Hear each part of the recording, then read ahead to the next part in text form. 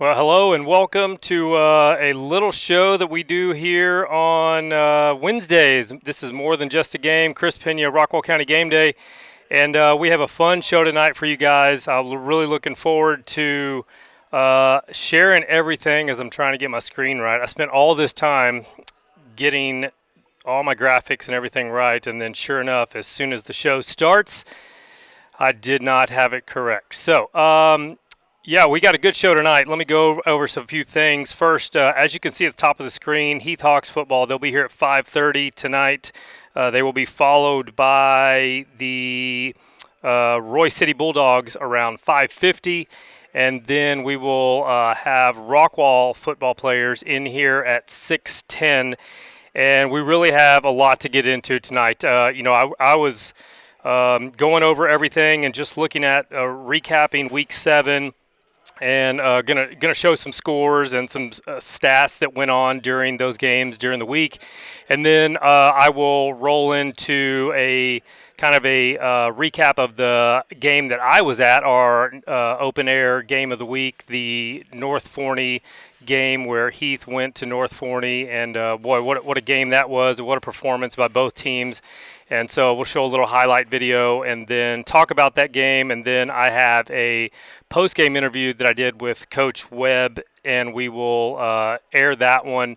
And then we'll kind of wrap up Week 7 as we move forward to preview Week 8. There's some huge games tonight, this week, and we'll look at a couple of those, especially the Heath and Roy City game. We'll talk about that. We'll talk about some things that we might see from that game, and then we will the game that I will be at, the open air game of the week, is Rockwall traveling to Forney, and it'll be our first time to see Forney, so really looking forward to the Yellow Jackets going to on the road and see what they can do against that team, and we'll talk about that team and give some of our keys to the game and what we think will ultimately maybe give the Yellow Jackets a victory, or what Forney can do to come away with another big victory.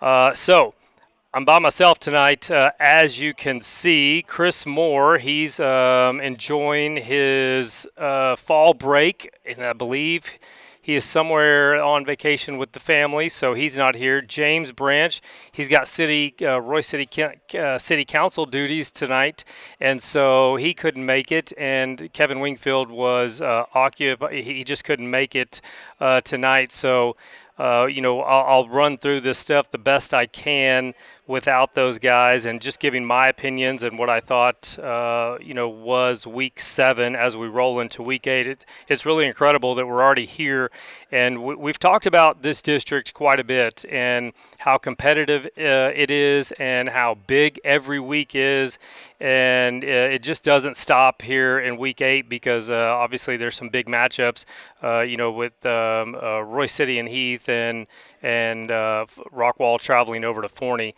So we will, I have a lot to cover here in just a few minutes. Let's start by doing this. Let's start by showing some never, ever, ever, anytime I need it. Let's look at the standings from as it is right now. Rockwall Heath with a big road win over Forney. They're 2-0 right now, 5-1 overall. Up next, they're going to have Rockwall. And as always, guys, I'm watching the comments here, so if there's some problems with volume or anything, please let me know. This is the week 8, the standings as it is right now, heading into Week 8. You see Forney at 2-1, Longview at 1-1, Rockwall 1-1, Roy City 1-2, and Tyler Legacy at 0-3.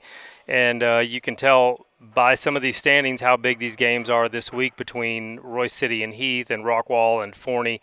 As we move closer, it's crazy to think that there's only 4 more weeks left in the regular season before we move on to the playoffs. And right now, when you look at this district, it's so bunched up, and there's so many good teams. I mean, Rockwall sitting there at 1-1, and they've played some state ranked teams and could have had a better overall record, but they've really tested themselves all year long, and they find themselves right here at 1-1, and they'll. If they're going to make a push to the playoffs, this Forney game is going to go a long way this week. So these are the current standings at the moment. Let's look at some top performers for the week. And there was quite a few. I didn't want to leave anybody off, and once I start getting this many, I have to start leaving some people off, or I'm gonna have to make a new graphic. But Forney, the Javion Osborne, 162 rushing yards, 2 touchdowns as Forney went on the road to beat Longview 28-24. No easy task there. The wide receiver, 115 yards and a touchdown. You look at the Rockwall Heath side of things, and we're going to get into the Heath North Forney game in just a bit. But Sean Gary, another game over 100 yards. I think one game this year, he has not recorded a game over 100 yards. He also had that one passing touchdown early in, I think it was the first touchdown of the game for the Heath Hawks. Prosper Neal, 321 total yards, 82% completions. 5 touchdowns, and I think he had 28 pass attempts, 82% completion, rock solid. Carter Zom, 201 total yards, 3 touchdowns. Rockwall Heath wide receiver Isaac, I'm not even going to pronounce that, guys, and I'm glad I'm not on camera so that you can't laugh at me, see my face. 81 receiving yards, 1 touchdown. North Forney, Mr. Woodard, 123 rushing yards, 2 touchdowns versus Heath. Legend Bay, we're going to talk more about him, 432 yards, 4 touchdowns. You have Bryson, thrower for North Forney. He had 110 yards receiving. And then the running back for North Forney, 2 touchdowns and 64 yards rushing. On the Roy City side of things, they get their first big district win. Jamion has been big all year for the Bulldogs, a quarterback, 325 total yards, 4 touchdowns. The sophomore wide receiver, Bryson Arney, 104 yards receiving, 1 touchdown. He has been a monster for the Bulldogs this year. And then Kamarian Clark, 73 yards receiving, 1 touchdown versus Tyler Legacy as Royce City gets the 38-17 win over over Tyler Legacy. So really quickly, the when we talk about last, and Rockwall was on a bye, Heath gets a 56-55 win over North Forney, and then of course Forney gets the win over Longview, and that's how we are at our standings. But I really wanted to spend some time on this Heath and North Forney game because of just how it all went down. Rockwall, they go to halftime, I believe, leading 42-21. They did an incredible job slowing down Legend Bay in that first half. I think he only had 70 yards rushing in that first half, and he ended the night rushing with 275 yards. So, big players like that, the Tennessee commit out of North Forney. I mean, they sometimes they have to put a team on their back and go to work, and certainly he did that, and they come storming back to tie that game, and it was just an incredible game that really we were fortunate to be at because it was one to remember for sure. I think I had to go, if I had to think about the North Forney Heath game, I think I would have to go back to the 4 overtime game between Heath and Rockwall when Mr. Hoover and Mr. Locke were just battling it out. I remember Zach Hernandez, the Rockwall running back, going crazy. I remember the running back for Heath. Oh man, it slipped my mind. I saw his dad at dinner the other night. He was going off. He was going off. Zach Evans. Zach was going crazy, and that definitely ranks it up there at high school games that I've seen and been a part of, and it was special. So.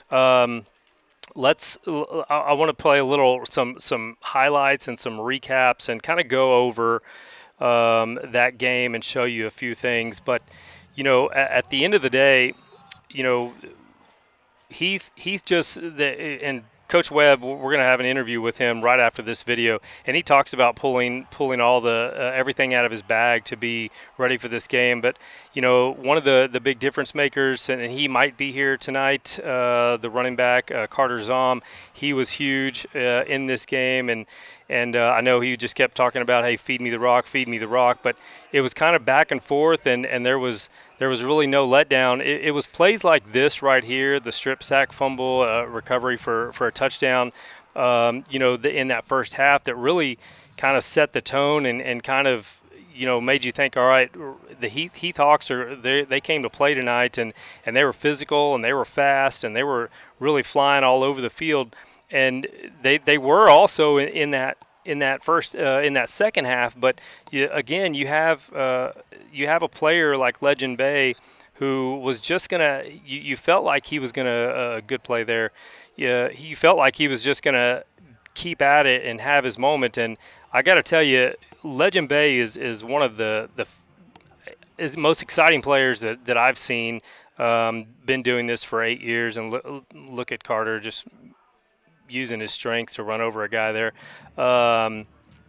He was special, and he's a guy that if you get him around that corner, if he can get around the corner, he's just gone, and he is lightning fast, and so that's why it was so impressive to see this Hawks defense play the way they did, and we've talked about this Hawks defense plenty, and I think we really excited about them coming in to the year. I know last year, I've mentioned it before, they were really good, and they had returning a ton of dudes. And there's Sean Gary, who I believe will be here tonight, and he's been big for the Hawks, as I mentioned, all year long. But the Hawks, as they went on through this game, they answered a lot of questions for me about handling some adversity and being able to step up in some big moments. And it says a lot about check out this catch right here, off the North Forney's helmet, and then in come to your screen, the bottom left, watch your screen.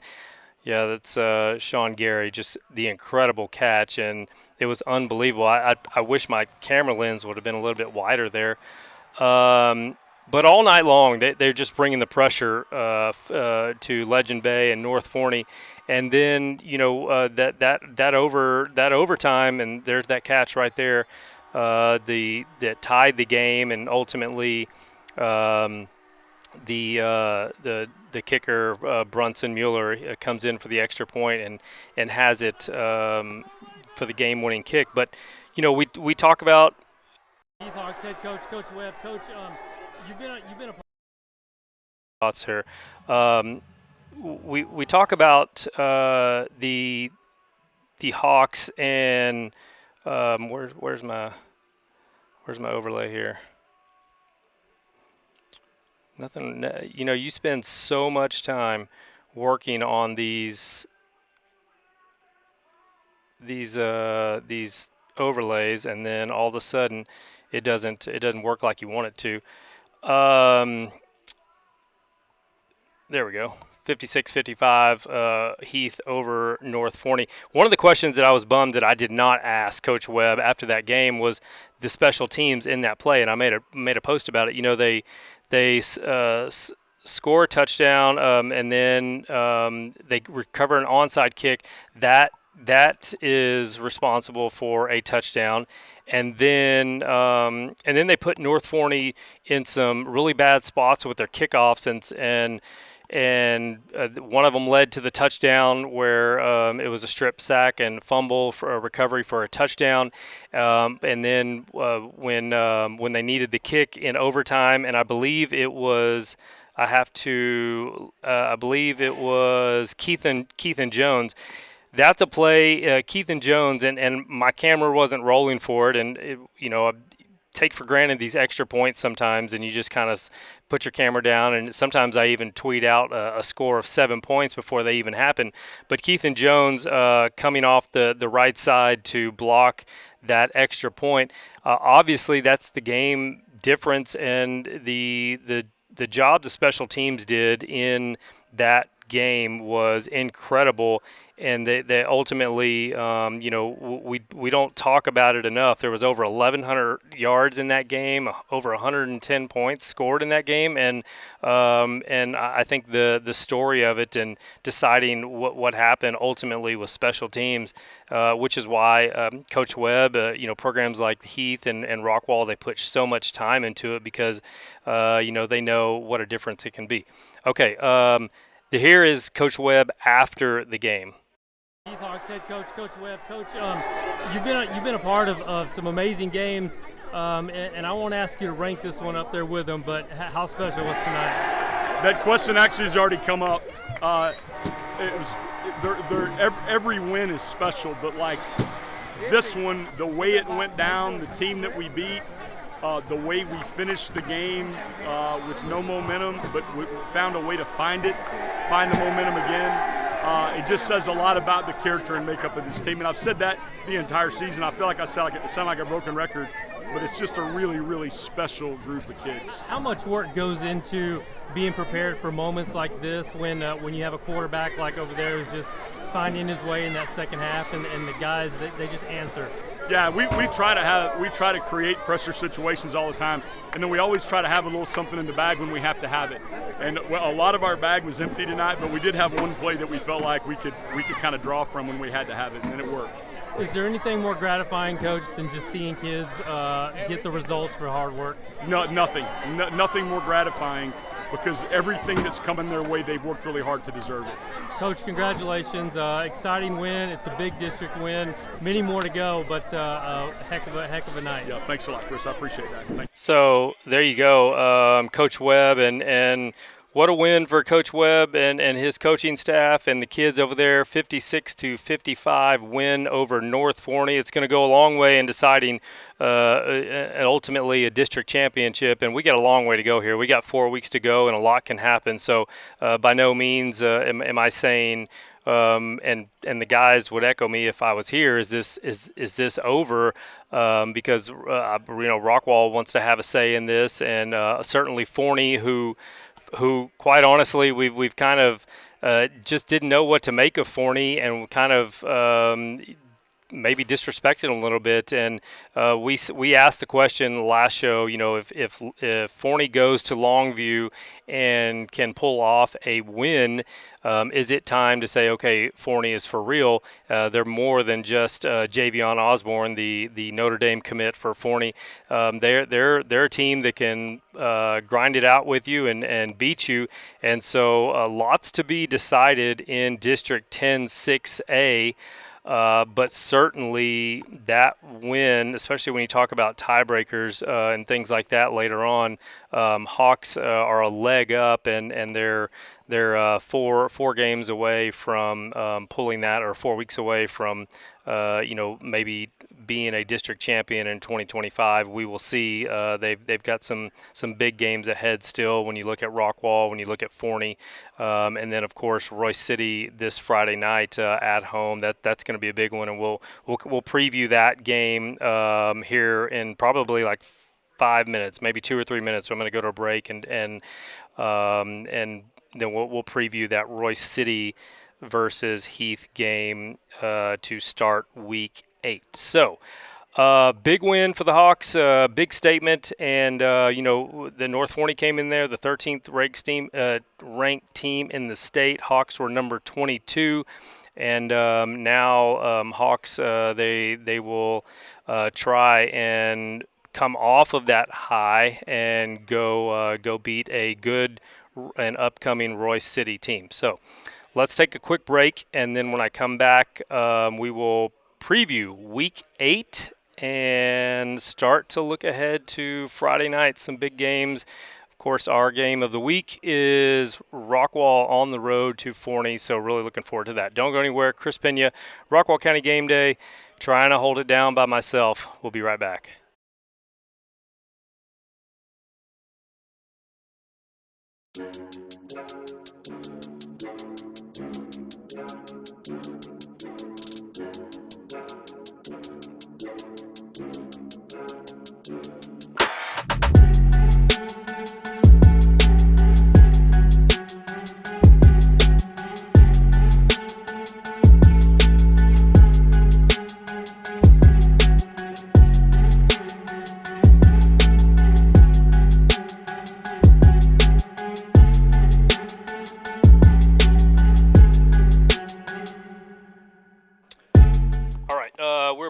Pena, Rockwall County Game Day, and I started this up with the. Excuse me, my mic was away.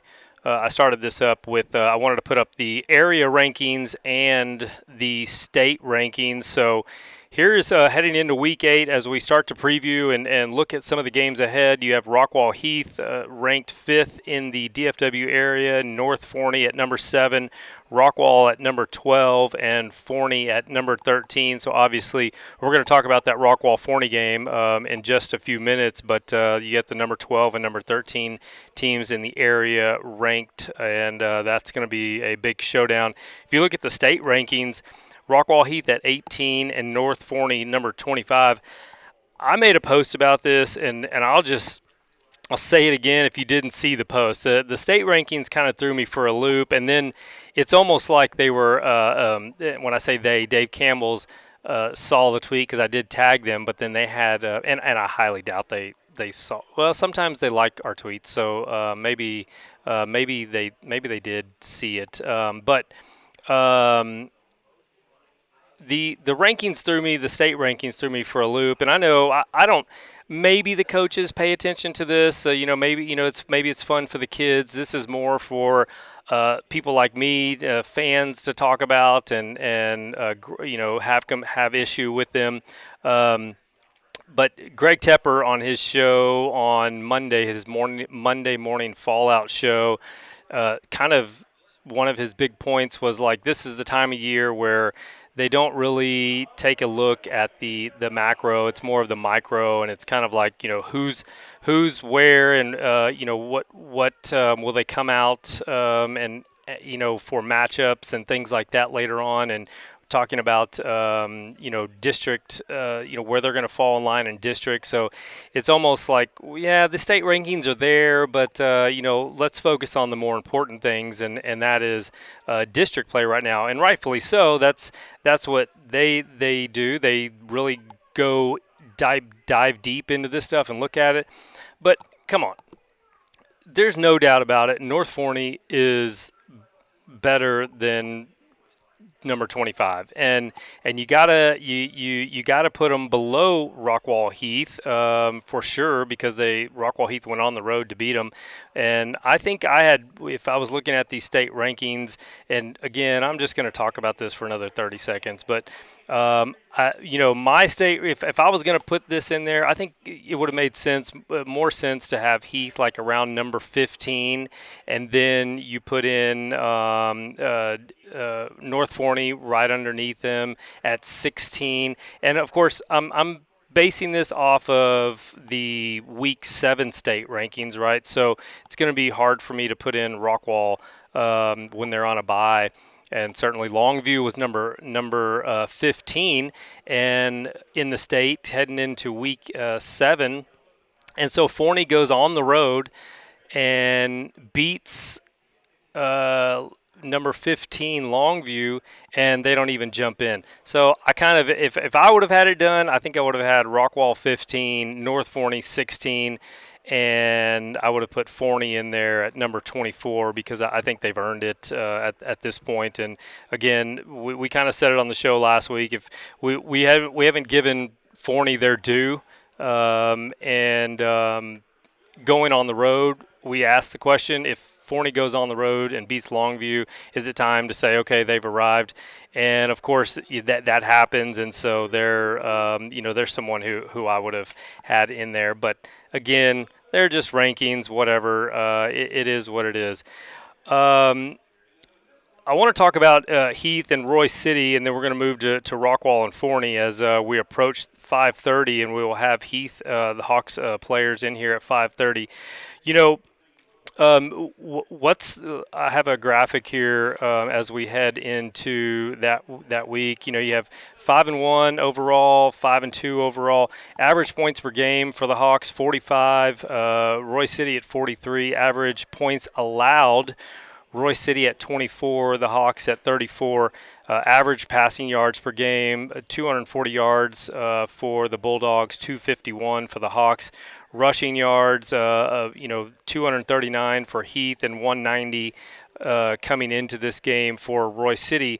And what does it mean? Like what can we take away from these numbers? And sometimes even if I'm looking at the schedule, I'm like, okay, well, the Hawks have played some probably the tougher opponents. When you look at, they went on the road to Highland Park and had a big win to open the season. Then they had Prosper, and of course, they played a ranked team from California, and then of course with North Forney. So I mean, their schedules are certainly tougher, and obviously Roy City's played one more game than the Hawks have to this point. And what does it all mean? How is that going to shape up for Friday night as Roy City travels down the road to Wilkerson Stadium to visit the Hawks? You have to say that this is a must-win for Roy City if they want to keep pace in this game.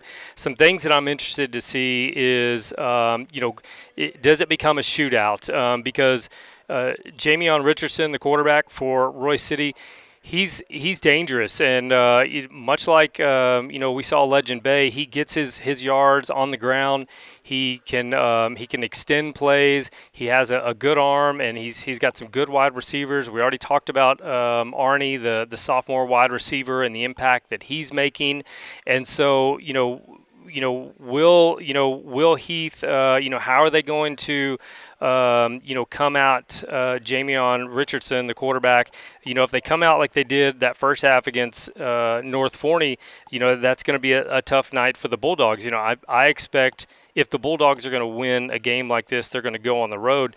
They're going to have to put up, we're going to have to see that close to 50 points again, because that's what Heath has done pretty much all season, and I can expect them to do that again. For Heath, it's, how do you not let yourself come down for, have a letdown after an emotional win over North Forney, and no doubt about it. I mean, Coach Webb's one of the best in the state, and that coaching staff, that they're going to have their kids prepared. But you just want to you have to ask the question: is this a trap game? Is it a letdown game because of all the energy that was spent beating North Forney? And so the Hawks have to be careful here, because you have to respect what Coach Colvin has done over at Roy City over there. I think obviously. Who's gonna make the big mistakes at quarterback, and have is there gonna be a turnover, some interceptions, hanging out on the ball is obviously big. But at the end of the day, in these games, the special teams is gonna have a huge say in this. And what's more interesting is Coach Colvin being at Rockwall for so long under Coach Brooks and the relationship with Webb, and all these coaching relationships. They kind of play and the same style of ball here. So it's fast, it's quick tempo. They want to go. They want to. They're going to have some trick plays up their sleeves. But they're gonna attempt some onside kicks. Don't be surprised if they come out early.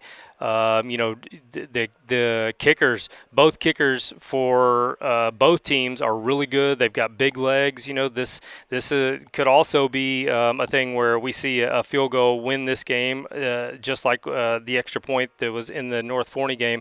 I think. And this is just to fuel the fire, but I think Dave Campbell's has Roy City as a 24-point underdog to Heath, and Roy City's no stranger to having these big lines being underdogs. I believe they were a big underdog to Denton Braswell, or maybe Plano East, and they overcame that, and they won by like, I don't remember what it was, but probably by like 20 something. And so this game right here is huge for Roy City. It's huge for Heath as well, but for Roy City, when we talked about Roy City early on, we were circling some games, and we thought Roy City needs to go win that Forney game they need to take care of Forney and Tyler Legacy, and then find a way to get a win over a Longview, a Heath, or a Rockwall, and dropping that game to Forney. Now they're going to have to find a way, because I think and this is me saying 3 and 3 is the number that you're going to need to get into the playoffs. I think that they're going to have to find a way to beat Heath, Rockwall, and Longview. They're going to have to win 2 of those games to have a shot for one of these playoff spots. So we will see what happens Friday night. It should be. I expect a high scoring game. I don't. I expect a closer game too. Not 24-point win, but you never know. And if I do think Roy City, their quarterback's been big all year, and he has maybe some intangibles that are going to be able to keep Roy City in this game. And so I look forward to talking to Roy City here in just a little while, some of their players, and talking about this game. So Heath, Roy City here at Wilkerson Stadium Friday night should be a good one. Let's move on to Rockwall and Forney, and that is our open air game of the week. That's where we will be this Friday night. And here's how the two teams kind of match up. Rockwall comes into the game 3 and 3. Forney comes in at 5 and 2. You can see the average points. Rockwall at 30, Forney at 35. Average points allowed. Both of them average giving up 28 points a game. Average passing yards pretty close at 214 and 192. It's the average rushing yards. Rockwall averaging 165 a game, and Forney 225 yards a game. Now, I believe there's 2 factors that go into the average rushing yards per game. I mean, one being maybe some of the opponents that Rockwall had faced early on. Again, Rockwall early on, they faced number 5 Lake Travis, number 14 Louisville, and so they've played some heavy hitters coming on that kept some of these totals down. But this is the sample size we have, here entering week 8, and that's going to be the big question: is what does Rockwall do to slow Forney down in this game? In our eyes, they're going to have to take some calculated risks, get physical, don't give up second chances with penalties when Forney has the ball, create some turnovers. They're going to have to get in there and play some really good in the secondary, and find a way to make Forney make mistakes in this game. I also think that defensively, you're not going to shut down Javion Osborne for Forney. It's just not gonna happen. I mean, what you can do is kind of like what Heath did versus Legend Bay. When you have a player like that, you just want to be able to slow them down. Make them earn it. No chunk plays. That's going to be the big thing. Is don't give up the big yardages and try and limit the amount of 30, 40, 50 yard runs in this game for Rockwall. I'd be really interested. Coming into this year, the defense. The secondary was thought to be the strength, and that's what Rockwall is going to have to lean on. They're going to have to really focus on the Forney run and Javion Osborne, which is going to leave some players one-on-one matchups on the outside, and so we're going to have to see the Rockwall DBs really come through for Coach Brooks. The running game, I mean, listen, when you talk about Castro, when you talk about Hatcher, when you talk about some of these Rockwall running backs, they just got to run physical, man. They got to keep at it. We kind of saw that with Carter Zom versus North Forney. He was just fighting, and sometimes those 3-yard runs, those they don't show up, those 5-yard runs, but they're not sexy to look at when you're looking at some of the highlights, but it's staying with it, being physical, and then waiting for your opportunity to break, like you see Castro break there. In the passing, get the ball out. Brent's got to be good and accurate with the ball and get it out fast. Throwing on the run. He needs to, make sure that, he finds the lane when he's outside, when he's rolling out and looking for the right receiver. As you'll see here's a good pass and catch for Mr. Brent Rickard, who comes in as the Area's 13 leading passer. And so, I think in a game like this for Rockwall to win, I think they need to really have a big passing night, and it serves a couple of purposes. One, they can quick strike and they can score some quicker touchdowns and put some pressure on the Forney running game. If you can combine the passing game and get some points and put some points up on the board with some just making it tough on Javion Osborne, it'll put a lot of pressure on Forney. And so we're going to see what Brent brings out, and then when it's not there, pull it down and run. He's not the fastest guy in the world, but he's super athletic, and he can definitely run and get into some space. And then special teams. Who's going to make the big plays on special teams? I know Coach Young's big with the special teams group. Who's going to get some big returns? Who's going to the kicker, can we make some big kicks? Can we recover some onside kicks? These are things that will go a long way in this Rockwall versus Forney game.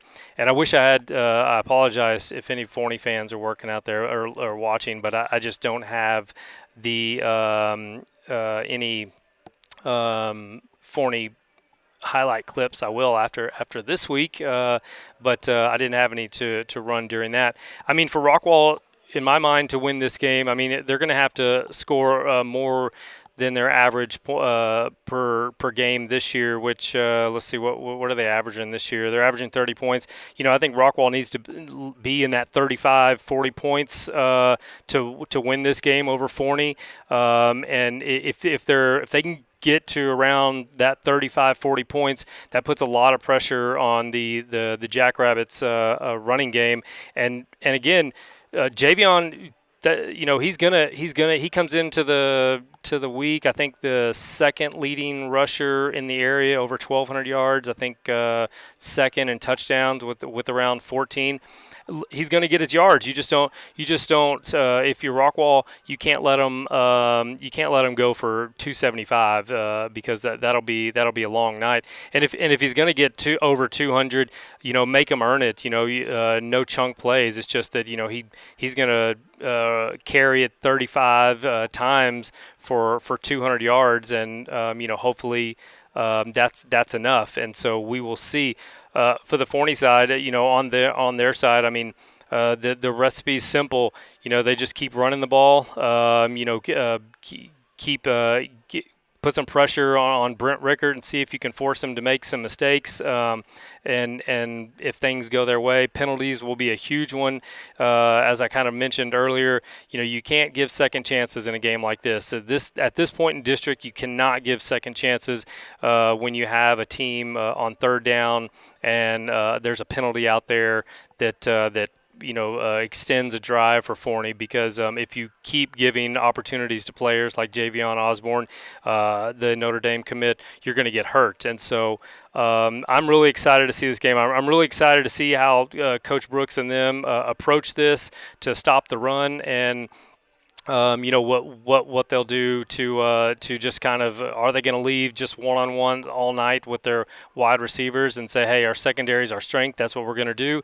How do they slow down Javion? Again, you can't stop the guy, but you can slow him down, much like Heath did in the first half versus Legend Bay over at North Forney. So we'll find out Friday night. I'll be traveling to Forney to cover that game. So that's our Week 8 preview. Of course, I believe Longview is off this week, and Tyler Legacy, let's see, where is the schedule here? Let me see if I can pull up that schedule real quick. I think Longview was off.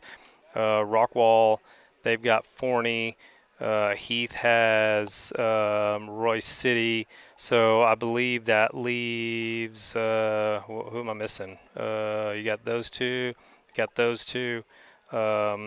Tyler Legacy would play North Forney this week. So, that's going to be Tyler Legacy's had a tough go in this district so far, and North Forney is probably looking for some revenge. They're probably looking to take their frustration out on somebody after dropping that game to Heath. So, all right, Heath Hawks, 5:30. It's 5:32. They're here.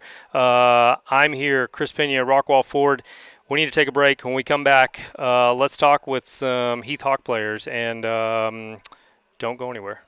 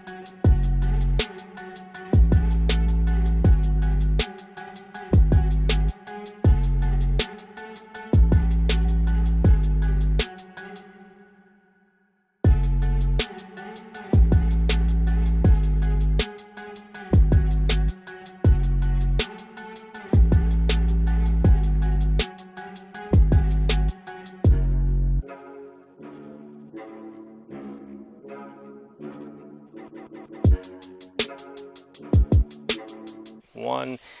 And we're back. We're live here at Rockwall Ford. We're joined by a few Heath Hawks. That is not Prosper Neal on the far side of your screen. That is Carter Zom, and it just dawned on me just now that I forgot to change the graphic. So, and I'm not quick enough, and I don't have anybody to help me with it. So, Sean Gary, the wide receiver, Zeke Cannon, and then playing the part of Prosper Neal is the running back, Carter Zom. Fellas, thanks for joining me. Thanks for coming on.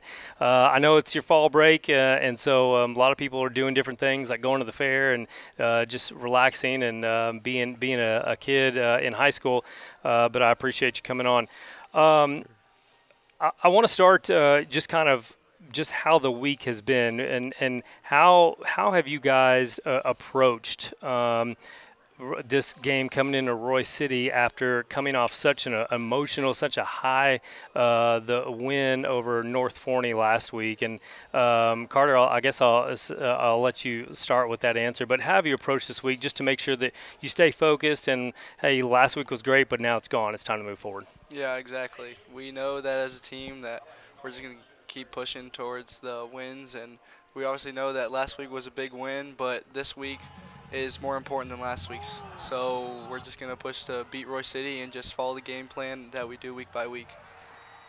When you look back on this game, Carter, and there were so many big moments and so many big plays that went on from really start to finish. What kind of sticks out in your mind about this game?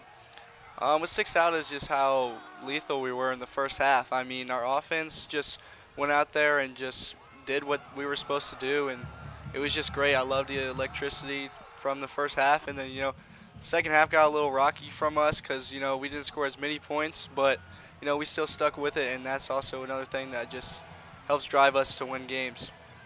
When you're going up against a guy, you have to go into halftime. When we're talking about Legend Bay, the quarterback for, and Zeke, I'll come to you on this. When you're going into halftime and you're making your mark and you're making it tough for them. What's the energy like? They're at halftime and trying to come out and say, okay, we got to keep going. That was nice, but now we got to keep going. Our biggest thing was just to breathe. Like, it was obviously a track meet of a game, but we couldn't let our highs be too high or our lows be too low. We just had to keep our steady pace, keep our good energy. My biggest thing was just keeping everybody locked in. Like, we had a good lead going into halftime. I just wanted to keep everybody off their phones, keep everybody talking about the game planning it up, ready to take on the second half. Zeke, the second half was different for North Forney. They come out and sometimes it's just hard to hold down a player like Legend Bay over an entire game. But still, there were the big plays to be had on defense. What are you telling yourself? What are the coaches telling you as a unit just to keep pushing, even though things aren't going the way they were the first half? What do you guys try to tell yourself during the game? Our biggest thing all the time is just do your job. Like, our defensive scheme is going to execute it, or it's going to work out perfectly as long as everybody's just doing their job.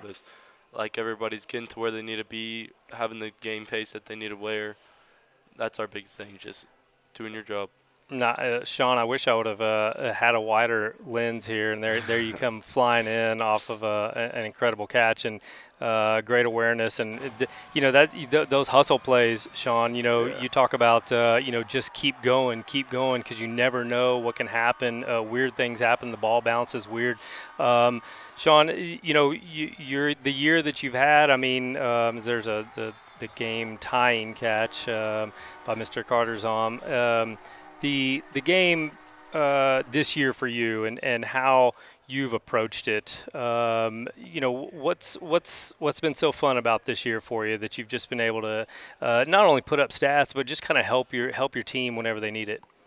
This year, I would say biggest difference is like the teammates around me. I feel like teammates around me are like my brothers.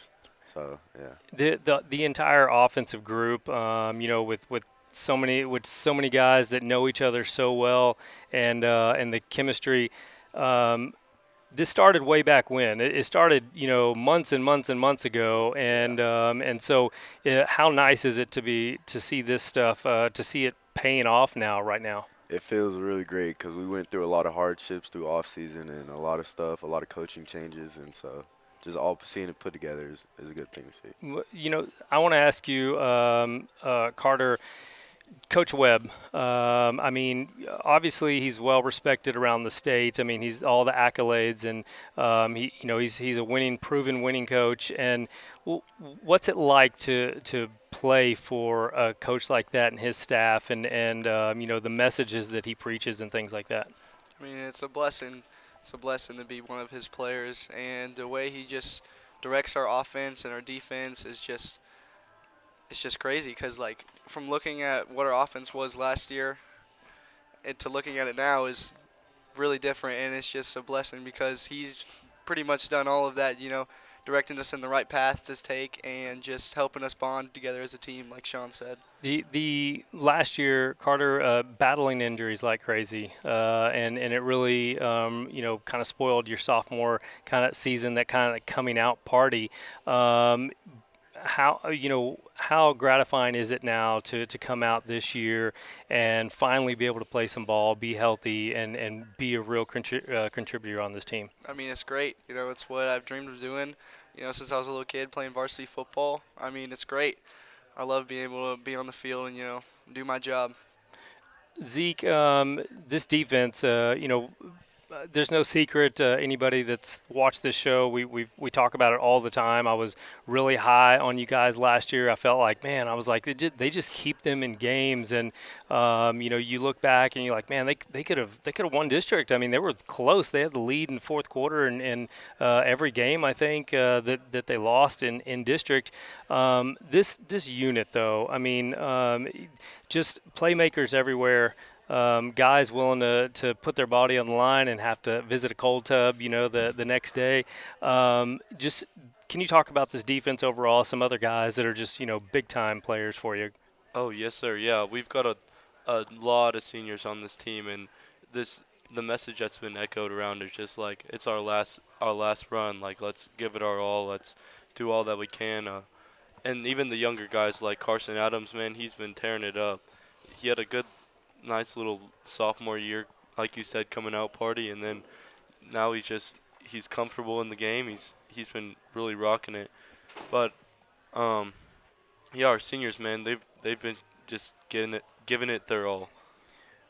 When you come out of as a defensive unit, when you come out of a game like North Forney, a physical game, a fast game, just winded.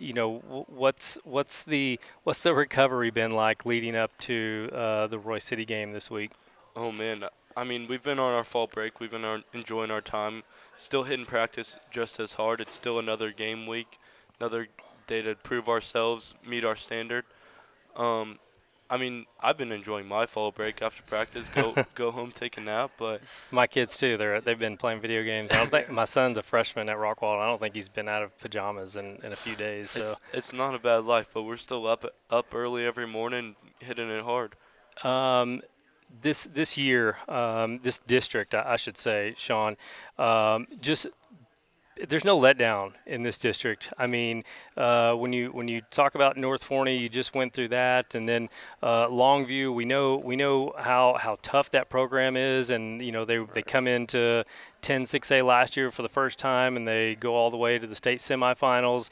And you talk about Rockwall, obviously. It's a game we'll talk about later as we approach Halloween. But Forney with their running back and what they're able to do on the ground, and them going to beat Longview. Just there's you can't let any attention to detail miss you. Right. How are you keeping your focus as an offensive unit? As an offensive unit, I think Coach Webb has really put that in our heads. This district is wide open, and we feel like he said every Friday night could be anybody's game, and so we just got to keep that in the back of our heads. When you look at ahead to Roy City and a big matchup that is for them, especially when you look at the standings, that's a game hey, we got to have that game, and we're going to give the Hawks everything we have. Just approaching this week in practice, how are you feeling as you what are we 2 days away from seeing Roy City? Feeling great. This week we started practice off pretty bad, and then we started to pick it up.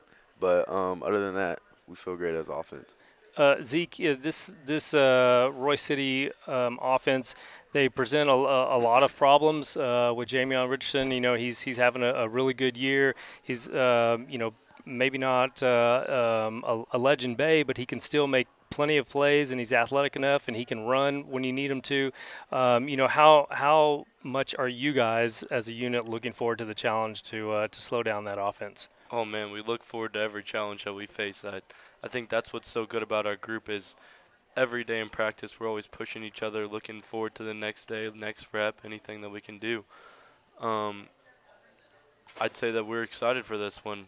It's just another opportunity to prove ourselves, and I think that we've got a really high standard. We're not quite meeting it yet, but we're getting there. We just want another opportunity for it. Yeah, I think high standards for sure, and that comes with the coach that you have. That comes with the H that's on your shirt there. I mean, it's when we started this, that's when Heath was like Heath and Rockwall. They were battling it out, and it's like, man, who can take it the furthest in playoffs, and obviously Heath had some pretty epic runs not too long ago. How important is it to this team to just not only play well this week, but win a district championship? Is that the only focus right now? Forget playoffs, forget everything else. We want to focus on winning a district championship. I think so, yes, sir. I mean, our biggest focus every week is just the next opponent, but yeah, I think that it's definitely doable, though, so I think that's our big focus, yes, sir. Carter, how long did it and I can count because I have it recorded, but you losing that helmet and running to the sideline and forgetting that you didn't have a helmet on? It took me a good maybe like minute or two. Yeah, I don't really remember. I was just too hyped up in the moment. I mean, it was crazy. The helmet was. I didn't need to worry about the helmet. I just need to worry about the football. Yeah, 100%. And you went up and you went up and got it. I remember I met you, you and Prosper at a 7-on-7 coming into your freshman year. And I just remember saying, man, this guy's going to go up and get some big balls, and those two are going to have some special moments in high school.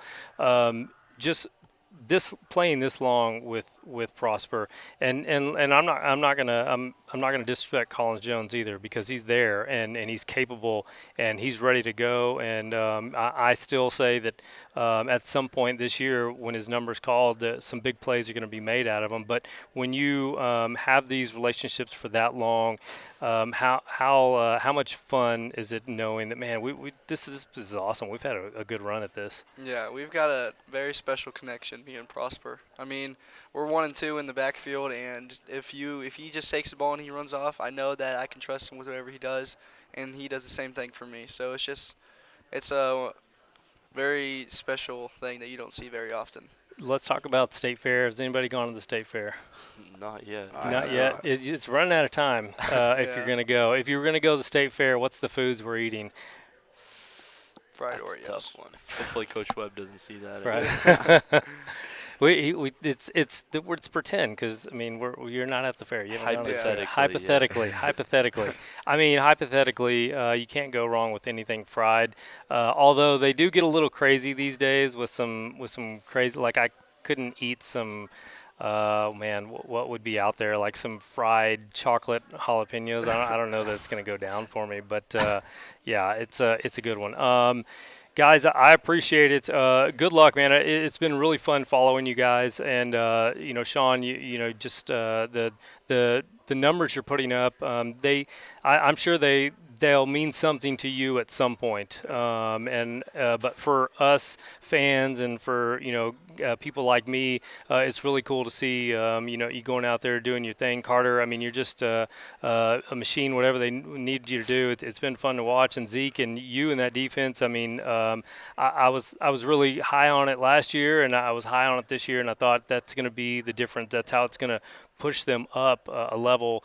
Defense at the end of the day does win championships, and you certainly you guys are fun to watch. So just keep it up.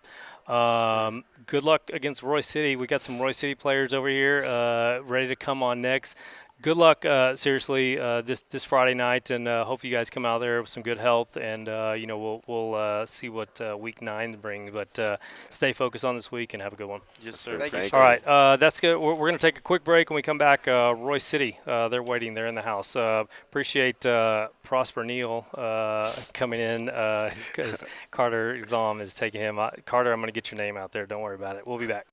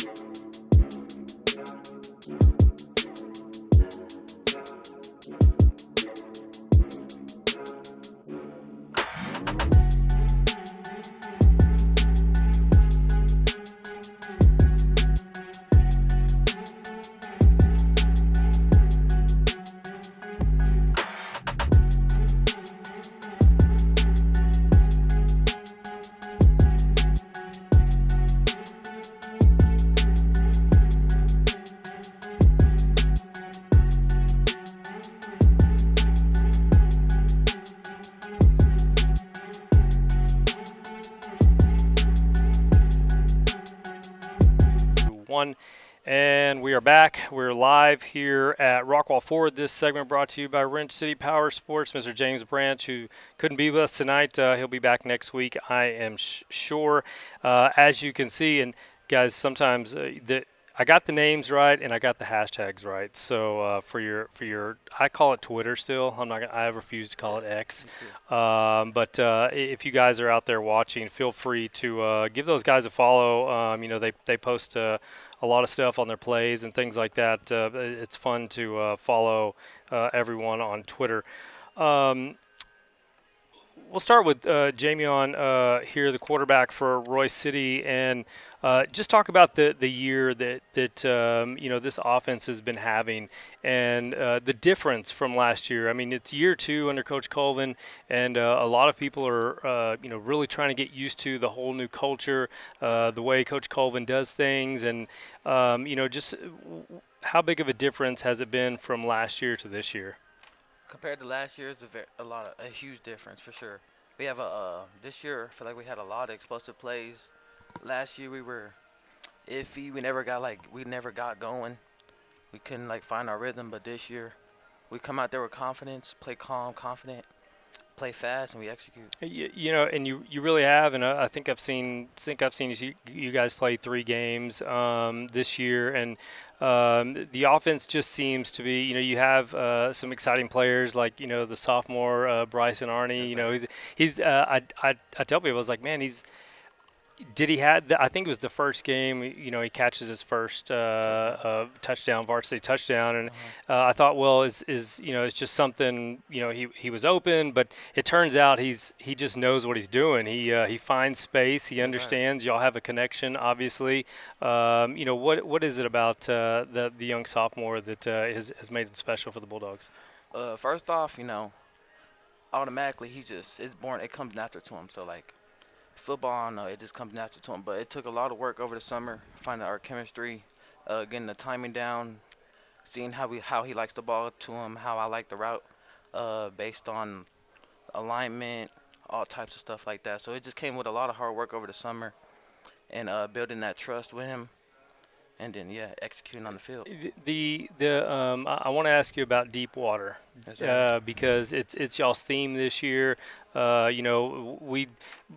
I see themes and I see, what's the motto, what's everybody saying this year in different teams. And it's interesting, how a coach approaches a season.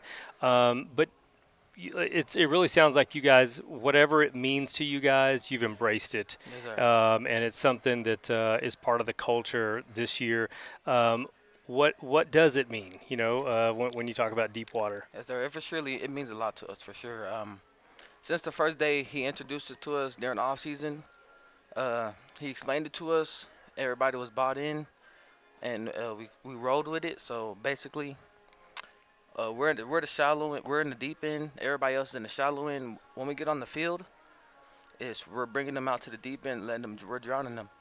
We're not showing no mercy. We're playing full 4 quarters bulldog football, no mercy. We're just bringing it to them every play, and then yeah, we're drowning them. I love it, and I haven't asked Coach Cole. I can't believe I have never asked Coach Colvin like, hey, what's it mean? But run with it. Before I move on to Hudson, when you look at the task at hand with Heath, and knowing how important every district game is important, but when you get to at this point in the season, like it was time to go if we're going to go. And I know it's your senior year, and this is something you want bad. When you approach this week, how's practice been, and how much are you looking forward to the challenge? Practice has been high energy. We're getting ready. It's a must-win game. Like everybody, we're attacking it. We really want this win. We really want to go to playoffs. So coming into the week, we're playing fast. We really want to move, keep our players. Yeah, you're good. Yeah, I mean, you want to. I mean, you're really just trying to keep the offense flowing, and I think ultimately starting fast is big for the offense, and for you, and Hudson. I mean, you being part of that group, and just what is it about this quarterback that's kind of just brings it out of the team? His mindset. I mean, it doesn't matter if one play goes wrong. He's not gonna sit on it and be pouty, and he's gonna move on to the next play and get something going and get something working for the offense. This year, obviously every year is different, but this team, what makes this team special? We have a bunch of players who do stuff for the team, not people that want to go do stuff for themselves and just be to themselves. I mean, we have a team that does stuff what's best for the team, and we got team players. You've been around, your family, y'all been around Royce City a while. How exciting is it right now to play Bulldog football and just see what's going on? It's real exciting. I've always grown up being on the sidelines, watching people, and then watching my brothers play, and finally getting the opportunity to be the one out there on Friday nights. It's really exciting. When you talk about, let's go back to the Tyler Legacy game, and what a big win that was. Approaching that game, and just how you guys felt. What was the relief to get that district win out of the way? It felt good after last season. It didn't go the way we planned it to, and so it felt really good to get one of those. We had all the ones in preseason, pre-district, so it felt really good to get one. Guys like me, we talk about, like, oh, this Royce City team, in a few years, once the culture changes and everything, once they come in, or once everybody's fully bought in, and we see some of these younger players come up, it kind of is disrespectful to the people that are here, right? Because it's like, no, we're here, we're ready, we're now. When you come into a year like this, and you know that you have some capable weapons, you know that you can play some defense, do you guys do you talk about this year as like, okay, we don't care about what Bulldogs do in the future, we need to go now? Well, we understand the importance of like now, but I am excited to come back and watch some of these guys because as they are my teammates, and I want the best for them. So yeah. Is it just in that? I guess where I was going is changing the culture. Leaving a legacy, and how important is that to you? It's very important to me. So right now we have the number 44, which is my number, and we have that passed down to all our JV and all that stuff. So that's really cool that they're doing that right now. Nice. Even though I may not be able to see it later on, but right now it's nice. Yeah. It's cool to see that. We got a couple of captains, and yeah, I mean it's I think that's the big thing is what you do now is affecting the younger generation, the younger Bulldogs that are coming up, and they want to be the quarterback. They want to throw the big pass and break free and run for some yardage or catch a big pass and change a game. So I think if you look at the Bulldogs where they were, especially we look back a few years ago and where it is now, the culture is just totally different from me. The excitement's just totally different now that you go back. Tavion Moore, Tell me about this defense, and what's so fun about to be on this unit. Defense is very fun for us. We emphasize over executing our scheme every week, being physical and never letting up. Every snap of the ball, we come off the ball hard and never give up. This defense, as you look towards Heath. There's been some challenges, I'm sure, thrown out from some coaches, and everybody's, wants to see what you guys can do to slow Heath down after, they're coming off a big win, obviously. But what's it been like this week at practice for you guys to be getting ready mentally for this game? We've been emphasizing being physical. We know Heath is a physical team, so us preparing is being physical through practice, being laser focused, even through this changing schedule that we have since it's fall break. We're just maintaining what we should do for the scheme. Yeah, for me, I feel like, man, that'd be tough coming at fall break, and you have to keep your focus, and you have to maintain that, even though you're at home most of the time. You have your practice, and then now you're home, but you still got to figure out ways to think about it and be ready mentally so that everybody does their job. Defensive unit, that's what it's all about, right? You just do your job and stay home, and everything should work out. And at the end of the day, if it doesn't, I mean, you got to feel like that's the job. We stay home, we make the plays, we go fast. This year overall, the defense, when they've had to make big plays, who are some guys that, besides yourself, that you can say yourself, you say me. Who are some guys that, are just standing out right now, and just guys that are leaning on the defensive side? We have a young buck, Brandon DeRoe Harris. I'm pretty sure y'all heard of him. He gets us going on the defense. You also have some of our linebackers, Kyan Reyes, one of our captains. You also have our safety, John Obrama. Some of those guys get our defense going, and yeah. When we're approaching we got 2 days now, 2 days till Heath Friday night, and then you'll travel over to come in. Do you enjoy traveling as far as like, hey, there can't be anything better than taking a win away from a home team? Yes, sir. Yes, sir. For sure. Fall break, how's it been? Football. That's all. Yeah, I've been liking it. We have a lot more time to scout, report, and watch film and get ahead of the opponent. I mean, there you go. I mean, you're staying focused and watching film, and maybe sleep in between somewhere here and there. You get a few more hours of sleep. Royce City overall, you approach it's. I say it's a must-win. I think players would say every week's a must-win. But I know how much you guys want it. How do you stay focused on not putting too much pressure on yourself? We don't want to put a lot of pressure on ourselves. We know we have to stay calm, and a big moment is going to come. Adversity is going to hit us. We're going to have to stay calm in that moment, execute what we have to do. Been practicing all week, executing that moment, come out with hopefully with some swag. Yes, sir. I like it, guys. I appreciate it. We'll look back, on this squad, and certainly the last year, and we'll look back and say, this was where it started. For many youngsters that are going to come up, and you guys are paving the way.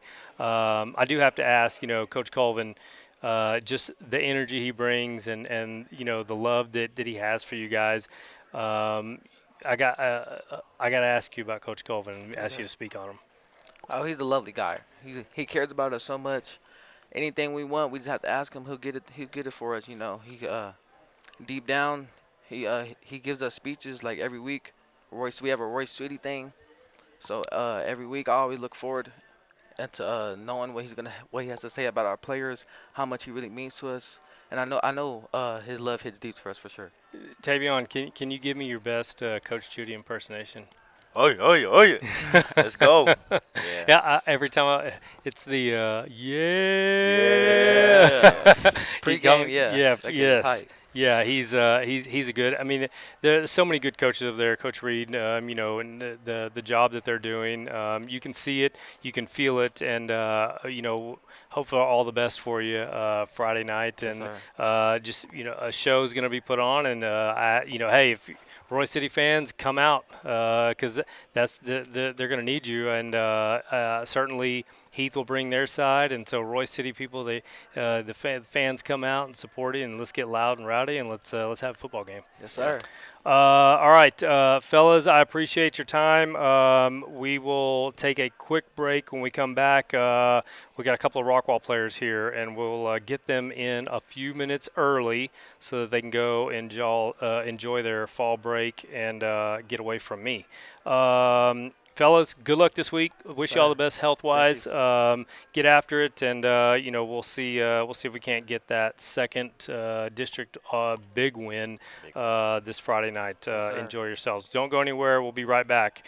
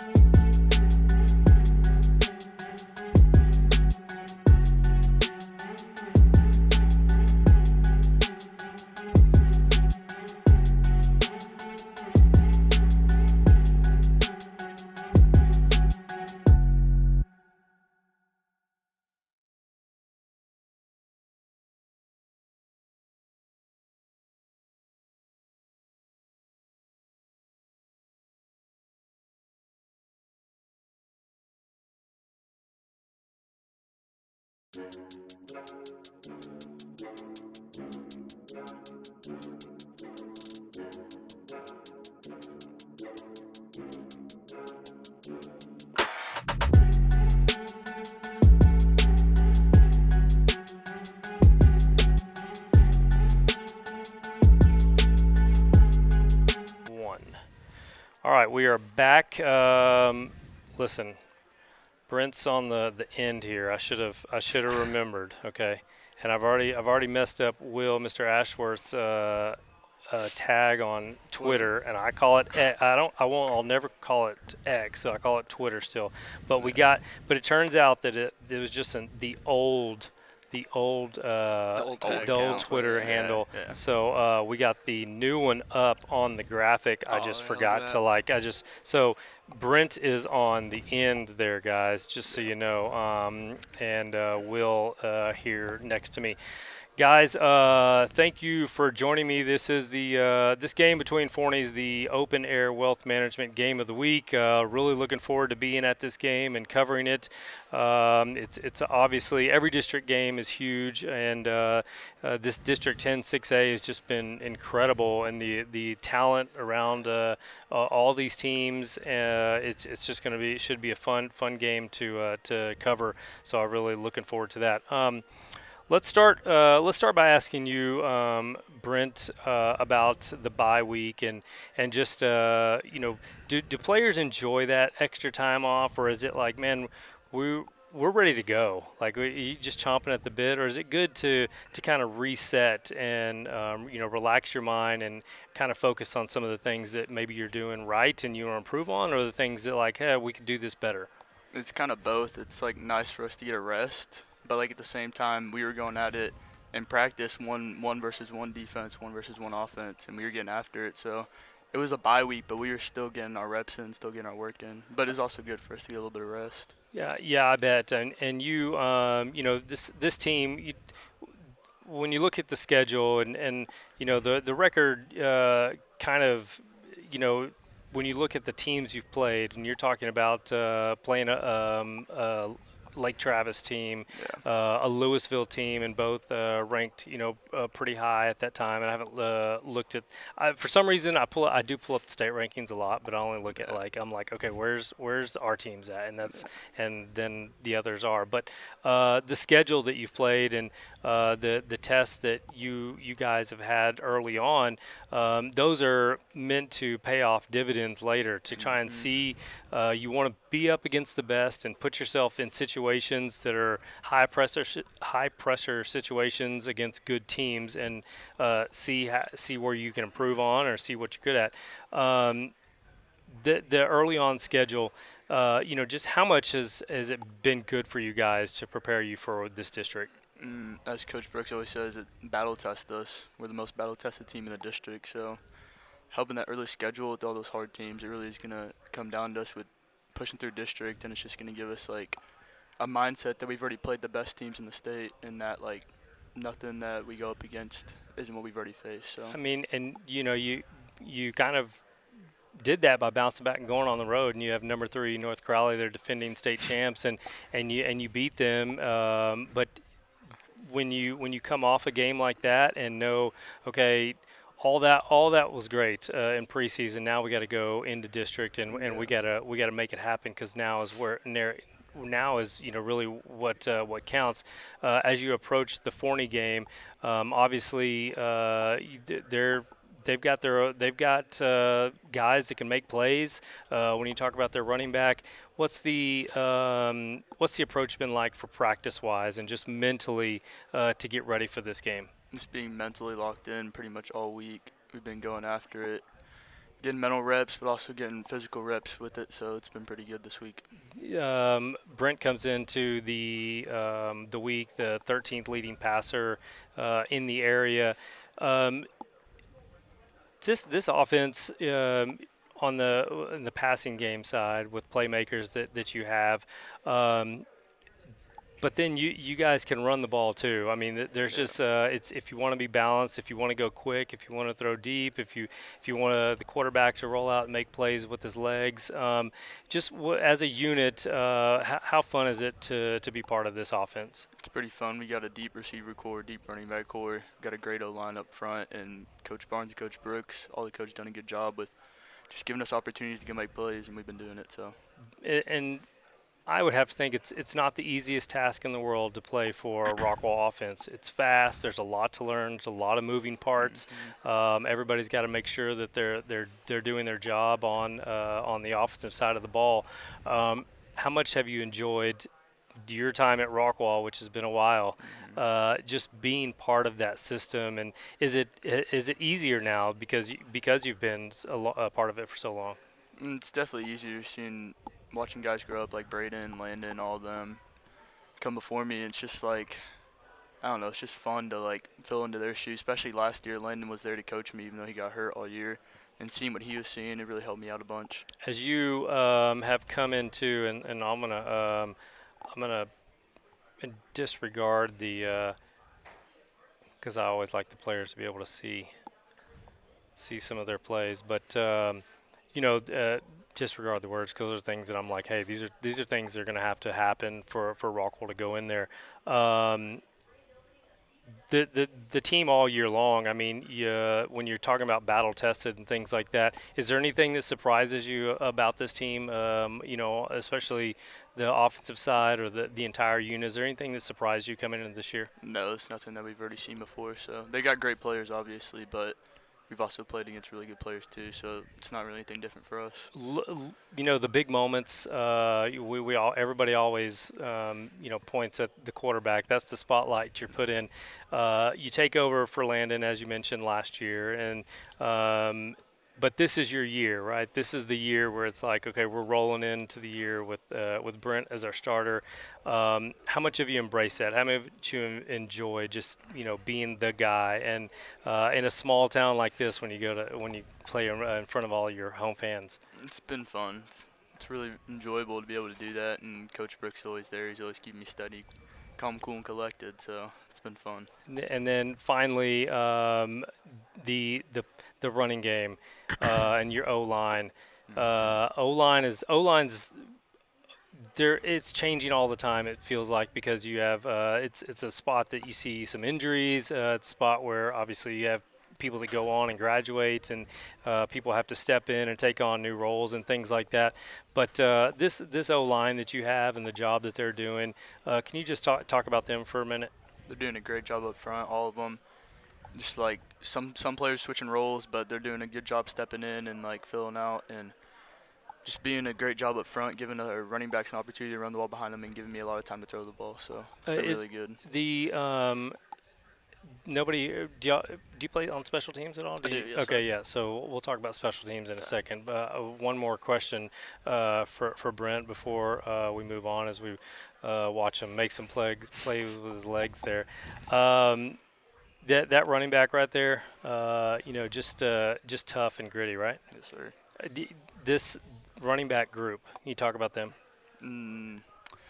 Kenny Castro, he's with us last year. He's a dude. He's like the small, gritty guy on the team. He gets bullied a lot, but he's got that mentality. He's just gonna go get it no matter what. And then Jacoby, big dude, coming in there, he's gonna go run you over. Doesn't carry in his way. And you got AJ, breakaway speed at any time in the game. They really all make plays for us, so all of them are really good. With such a big running back group, does it matter? Do you feel confident? You're like, it doesn't matter who's back there. Yeah, it don't matter.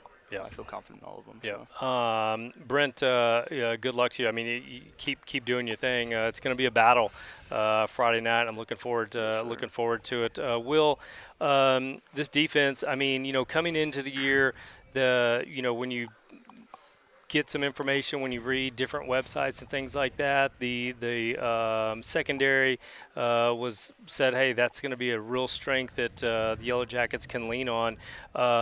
Do you talk about your defensive unit? I mean, you face some really good teams, and you've been able to hold your own.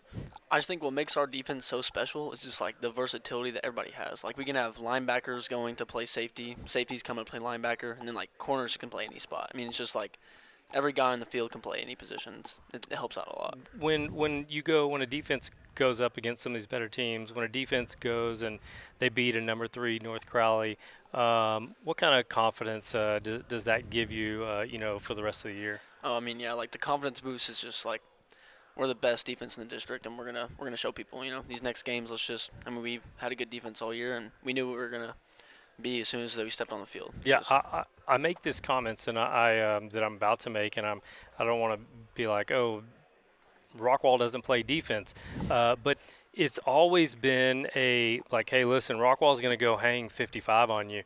You better be able to keep up. And then this year, and I talked about it kind of like with Heath last year. I was like really high on Heath's defense last year, and I thought they'd be really good again this year. But it kind of like started turning my head. I had to think, wait a minute, Rockwall's playing some defense, and they're playing real defense, and they've got playmakers everywhere. Do you guys just as a unit, or do you like, hey, you said it, we're the best district in the district?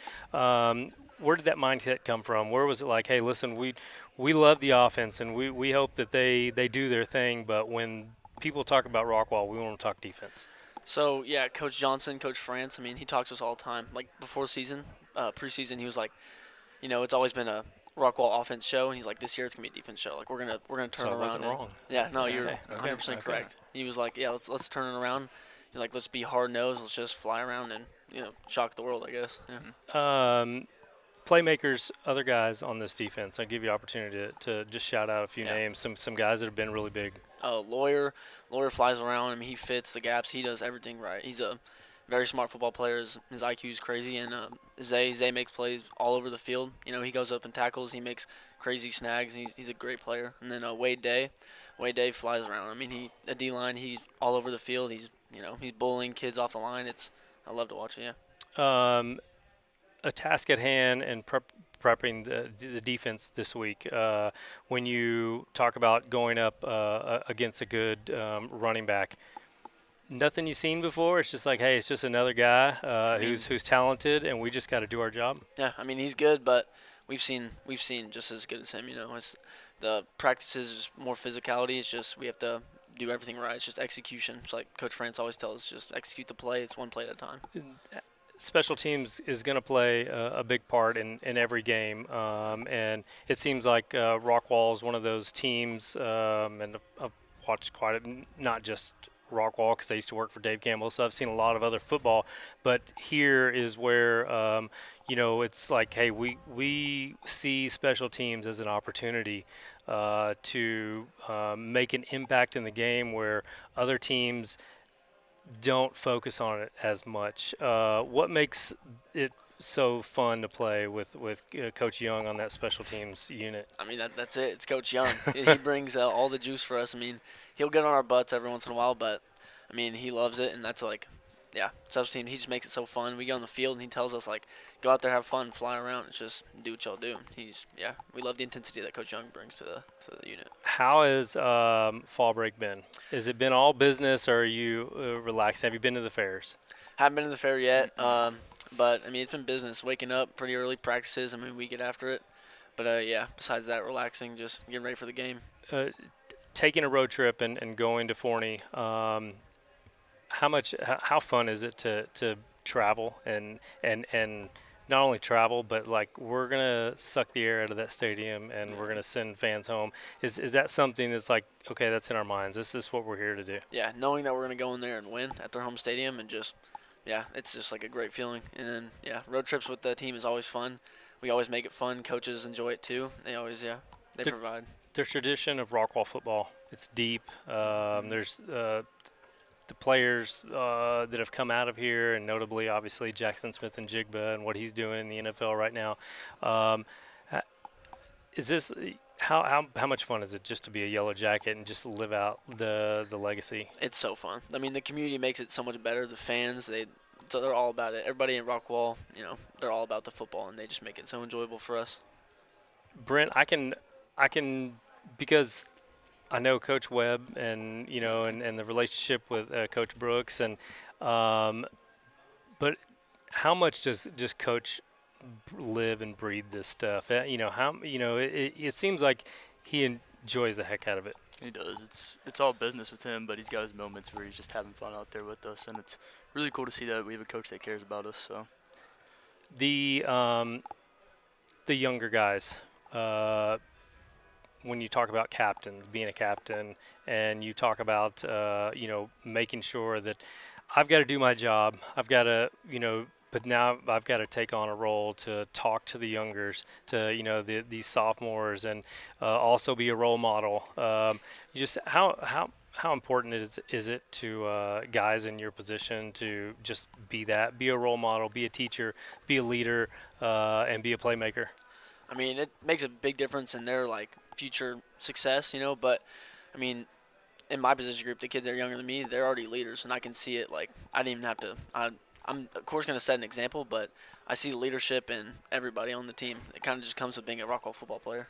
Yeah. Guys, I appreciate it. A big one Friday night. That's our open air wealth management game of the week. Rockwall will travel to Forney.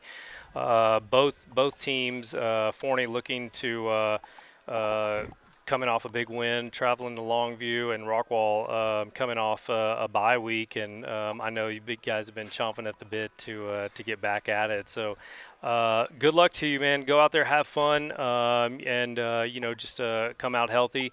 Go get that dub, and let's. This 10-6A is crazy, and it's the talent around here is amazing, and there's a lot of big time talent on this Rockwall team. So good luck to you guys.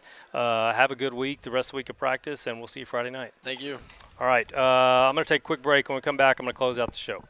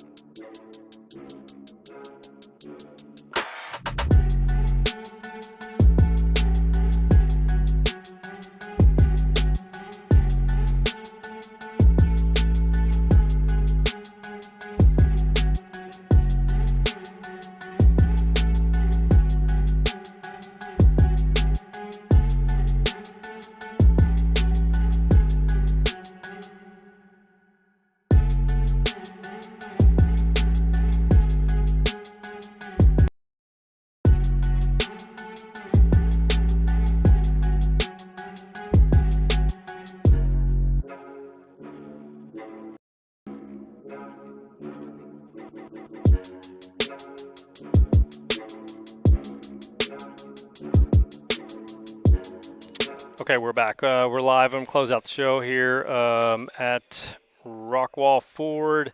Man, I really appreciate all the guests coming on this week. And these shows aren't easy to do on your own because you have to you gotta talk quite a bit, and they can be pretty nerve-wracking at times. And I've been doing this for quite a few years now.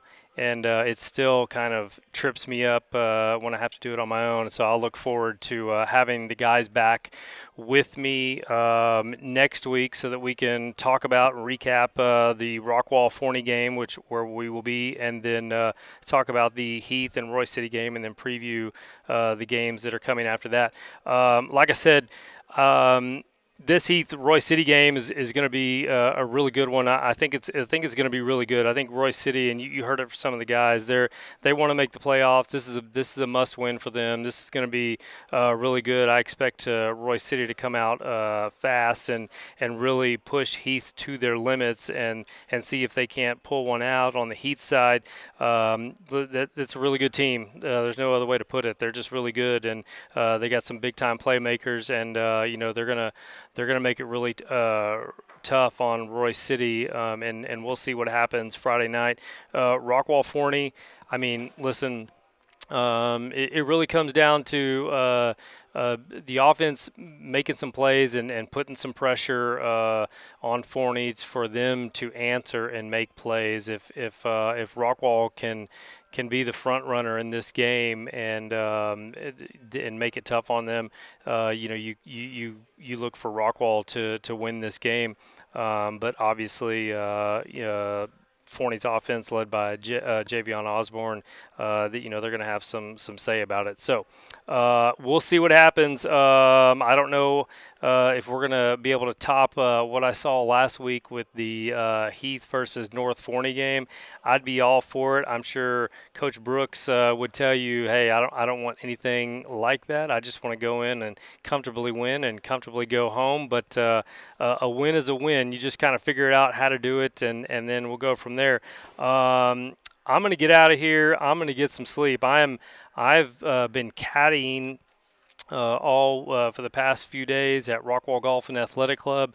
The first stage of the PGA Tour Q School is out there, and there's a little bit more to come on that because it just so happens, and if you don't know what that is, there's 3 stages of qualifying that go on, and if you can make it to the 3rd stage and high enough finish, then you'll qualify to be on the PGA Tour, and then even if you finish in some other areas, you'll be eligible to play in some other events. But all that, I'm talking about golf because Rockwall High School alumni Matthew Watkins is currently in. Let me see what he is currently, where he's currently ranked at. Let's see.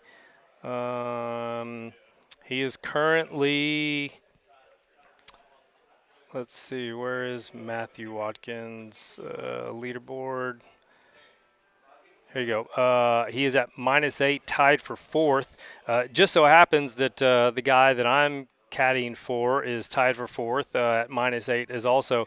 But the top 17 and ties move on to stage 2. So there is a Rockwall Yellow Jacket who's having a good start to his first stage Q school, and I'm going to make sure that I get an interview with him and talk some golf and wish Matthew all the best the last couple of rounds. So that's going to do it for me. I'm going to go get some rest because I have to be up tomorrow and go walk a golf course and carry a bag. But I signed up for this stuff, so that's part of it. Appreciate all the guests tonight. That's going to do it for me. Chris Pena, live at Rockwall Ford. We'll see you Friday night in Forney for Rockwall versus Heath. Have a good week. Fall break's almost over. Can't believe it. It's going to be Thanksgiving.